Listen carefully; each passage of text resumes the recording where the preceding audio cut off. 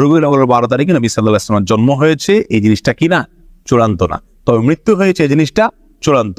নবী সাল্লাল্লাহু আলাইহি ওয়াসাল্লামের মৃত্যু দিবসে কোনো মুমিন কি হতে পারে না? খুশি হতে পারে না, আনন্দ বা উৎসব করতে পারে না। এটা হলো প্রথম কথা। নাম্বার 2, নবী সাল্লাল্লাহু আলাইহি ওয়াসাল্লাম তিনি নিজে তার জন্মদিবস পালন করেছেন নাকি করেন নাই? কোন সাহাবী তার জন্মদিবস, নবী সাল্লাল্লাহু আলাইহি ওয়াসাল্লামের জন্মদিবস পালন করেছেন নাকি করেন নাই?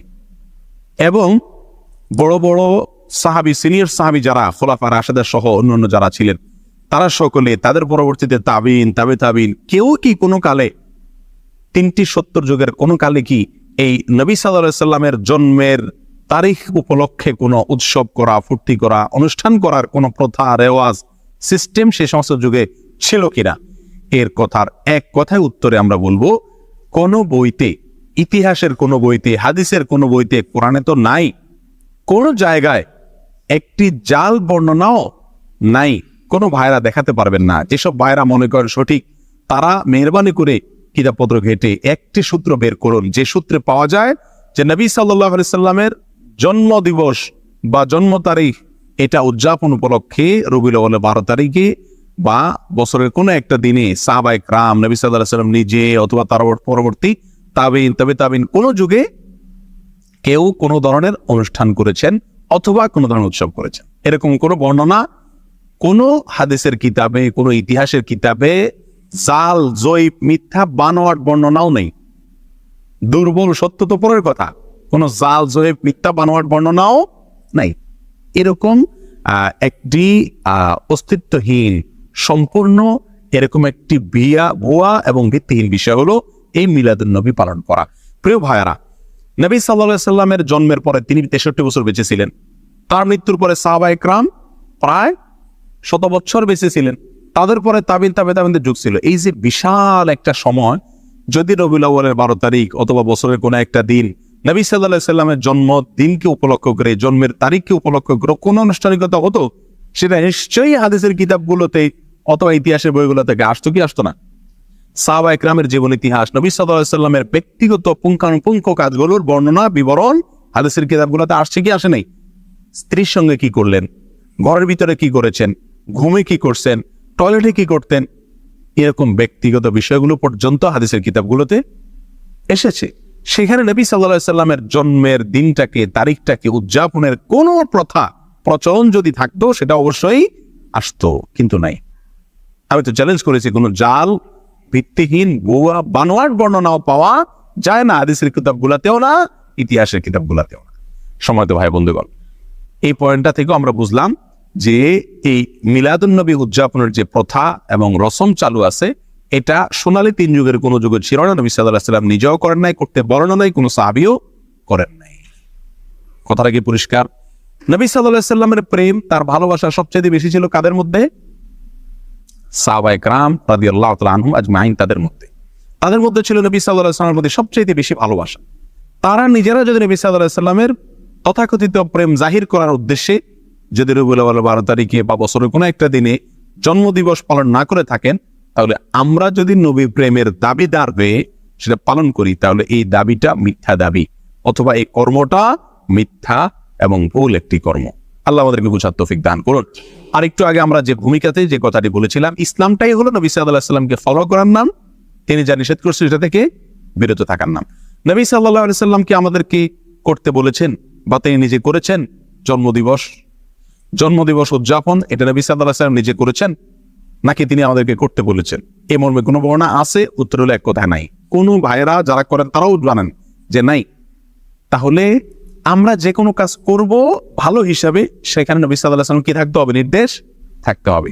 অথচ এখানে নাই। তাহলে এটা কি নয়? ভালো কাজ হিসাবে ইসলামের দৃষ্টিতে গণ্য নয়। এখন যদি কোনো ভাই বলেন রবিউল আউয়ালের 12 তারিখে বা মিলাদুন নবী পালন করা যাবে না, নিষেধ আছে কোথাও? উত্তর হলো নিষেধের প্রয়োজন নাই। করণীয় কাজ, যে কাজটা করতে হবে, করার নির্দেশ আছে শরীয়তে, সেরকম কোন দলিল, সেরকম কোন প্রমাণ, সেরকম কোন নির্দেশ যদি না থাকে, তাহলে অটোমেটিকলি সেটা কি? বাতিল। আল্লাহ আমাদেরকে বোঝার তৌফিক দান করুন।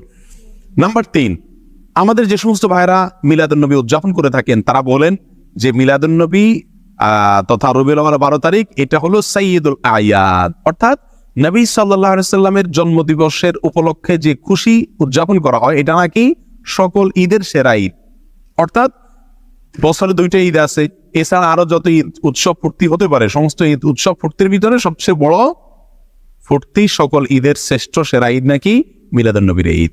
সেসব ভাইদের কাছে আমরা প্রশ্ন রেখে বলতে পারি যে শরীয়তে 2টা ঈদ আছে, নবী সাল্লাল্লাহু আলাইহি সাল্লাম আমাদের জন্য 2টা ঈদ রেখে গেছেন, একটা ঈদুল ফিতর আর একটা ঈদুল আজহা। এর বাইরে আরেকটা ঈদ আছে, সেটা হলো সাপ্তাহিক ঈদ, শুক্রবারের দিন। এটাকে কোনো কোনো হাদিসে ঈদের দিন বলা হয়েছে, সপ্তাহের ঈদের দিন, গরিবের ঈদের দিন ইত্যাদি বলা হয়েছে। তাহলে শুক্রবার সাপ্তাহিক আর এছাড়া বাৎসরিক 2টি ঈদ, ঈদুল ফিতর, ঈদুল আজহা, দোনো ঈদে কি আছে? ঈদের নামাজ আছে, ঈদের নামাজ আছে, নবী সাল্লাল্লাহু আলাইহি সাল্লাম পড়েছেন। তাহলে এই রবিউল আউয়াল 12 তারিখকে যারা ঈদের দিন বলেন, শুধু ঈদের দিন না সকল ঈদের সেরা ঈদ বলেন, তাদের কাছে আমাদের প্রশ্ন হলো এই ঈদের নামাজ কয়টা বাজে পড়ায়? দোনো ঈদের একটা নামাজ আছে কিনা? এমনকি শুক্রবারেরও কি আছে? জুমার নামাজ, বিশেষ নামাজ আছে।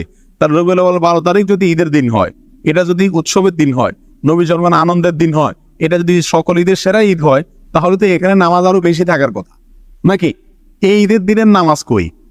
তাহলে বোঝা গেল এটা বানোয়াট, এটা নিজেরা আবিষ্কার করেছেন, মিশর থেকে এটা আবিষ্কার হয়েছে, এটা কোরআন এবং সুন্নাহ থেকে আসে নাই। যদি আসতো তাহলে সকল ঈদেই কি থাকে? ঈদের নামাজ থাকে। এই ঈদে ঈদের নামাজ গেল কই?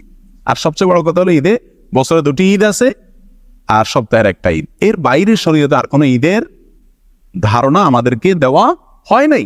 অতএব এই দিনটাকে যদি কেউ নতুন করে ঈদের দিন মনে করেন, তাহলে কেমন যেন তিনি নবী সাল্লাল্লাহু আলাইহি সাল্লামের দেওয়া 2টা ঈদে খুশি না। নবী সাল্লাল্লাহু আলাইহি সাল্লামের দেওয়া 2টা ঈদে কি না? খুশি না। উনি নবী সাল্লাল্লাহু আলাইহি সাল্লামের 2টা ঈদে পরিতৃপ্ত না, ওইটা মানতে রাজি না। এই জন্য উনি আরেকটা ঈদ কি করলেন? যুক্ত করে নিলেন। প্রিয় ভাইরা, এটা যদি সকল ঈদের সেরা ঈদ হতো, তাহলে মদিনায় আসার পরে সাহাবায়ে কেরাম যখন নবী সাল্লাল্লাহু আলাইহি সাল্লামকে বললেন, ইয়া রাসূলুল্লাহ, ইহুদিরা তারা তাদের উৎসবের দিন আছে, আমাদের জন্য আপনি উৎসবের দিন ঠিক করে দেন। তাহলে নবী সাল্লাল্লাহু আলাইহি সাল্লাম সেদিন বলতে পারতেন, ঠিক আছে, তো আমার জন্মদিন তো উৎসবের দিন, ওটা তোমরা পূর্তি করো। কিন্তু তা তো নবী সাল্লাল্লাহু আলাইহি সাল্লাম বলেন নাই। প্রিয় ভাইরা, কোনো জাল হাদিসও নেই। তাহলে বোঝা গেল যে এই তথাকথিত নবী জন্মের আনন্দ উদযাপন করা, এই আনন্দ উদযাপন করা, এটা শরীয়তের ভিতরে আরেকটা ঈদ যুক্ত করা হয়। আর এটা কি বলা হয়? বিদআত। এটা কি বলা হয়? কি? বিদআত। নবী সাল্লাল্লাহু আলাইহি সাল্লাম আমাদেরকে বলেছেন, মান আহদাসা ফি আমরিনা হাযা মা লাইসা মিনহু ফাহুয়া রাদ। যে ব্যক্তি আমাদের দ্বীনের ভিতরে নতুন কোনো কিছু সৃষ্টি করবে, আবিষ্কার করবে, নতুন কোনো কিছু যোগ করবে, সেটা প্রত্যাখ্যানযোগ্য, বাতিল, সেটা গ্রহণযোগ্য নয়। অন্য হাদিসে আসছে নবী সাল্লাল্লাহু আলাইহি সাল্লাম বলেছেন, ইয়াকুম ওয়া মুহদাসাতিল উমুর ফাইন্না কুল্লু মুহদাসাতিন বিদআহ ওয়া কুল্লু বিদআতিন দালালাহ ওয়া কুল্লু দালালাতিন ফিন্নার। তোমরা সকল নতুন আবিষ্কার থেকে বেঁচে থাকবে। নতুন যত আবিষ্কার আছে ইসলামের নামে, দ্বীনের নামে, সেগুলো সবগুলো বিদআত, আর সকল বিদআত এর ঠিকানা হলো কি? জাহান্নাম।